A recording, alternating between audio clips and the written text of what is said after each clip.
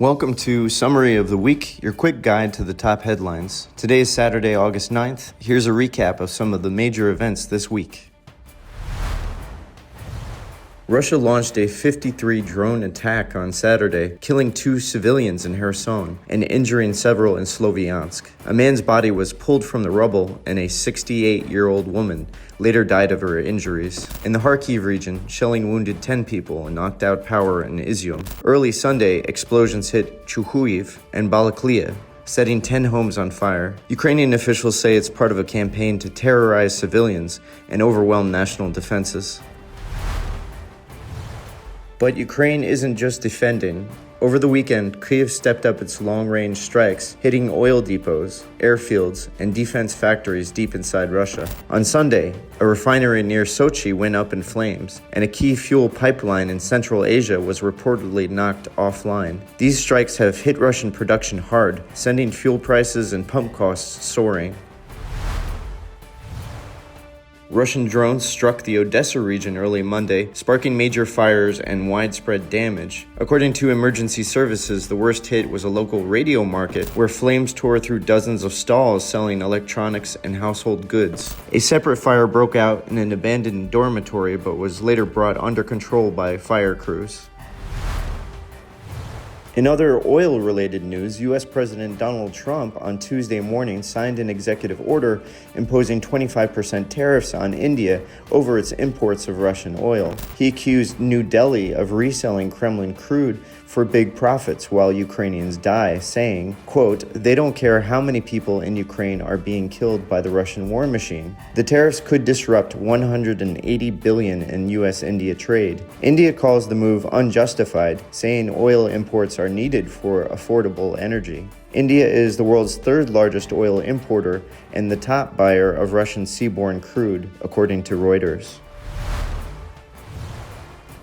On Tuesday morning, Russian forces struck a railway station in the town of Lazova in Ukraine's Kharkiv region, killing 2 people and wounding 13 others, including 2 children. According to the regional governor, the attack involved 34 drones and damaged both the station and a nearby rail depot.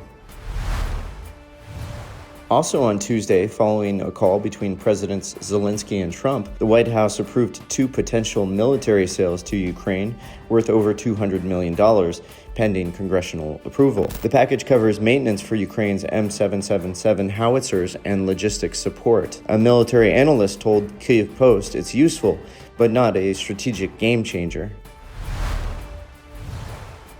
Early Wednesday, Russian forces bombed a recreational base in Zaporizhzhia region, killing 2 and injuring 12. Among them were children. President Zelensky called the strike cruel and senseless. Fire damaged 9 cottages. Russian drones also hit gas infrastructure in Odesa's Izmail district, causing a fire visible from Romania and cutting gas to 2,500 homes. The blaze was quickly extinguished. Zelensky reported additional strikes on power grids and civilians in other parts of the country, calling them deliberate attacks ahead of winter. He said Russia will only pursue peace under strong international pressure.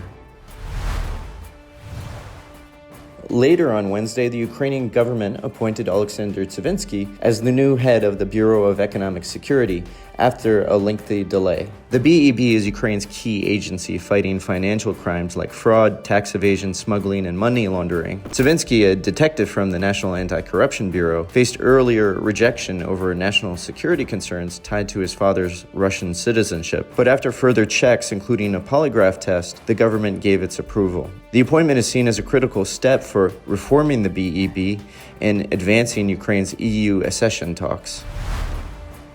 On Wednesday, Trump said that great progress was made during Russia envoy Steve Witkoff's 3-hour meeting with Russian leader Vladimir Putin earlier that day, where the real estate exec was handed a list of Kremlin demands to end the war. Secretary of State Marco Rubio claimed that for the first time, the U.S. has a clear diplomatic roadmap for what Russia would need to end its invasion. Trump updated President Volodymyr Zelensky on the talks, who later posted that the war must end, and emphasized that any peace must include honest terms for Ukraine. The U.S. president told reporters that he sees a very good prospect for back-to-back summits with both leaders starting as soon as next week, beginning with Putin followed by Zelensky, and without European partners.